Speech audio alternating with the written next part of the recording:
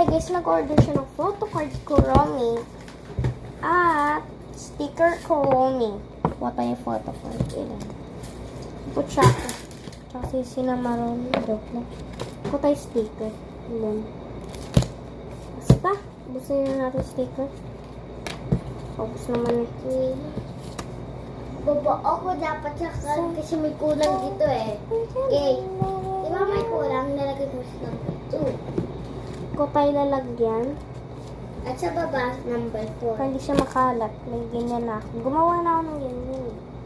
Pa-print na lang ako.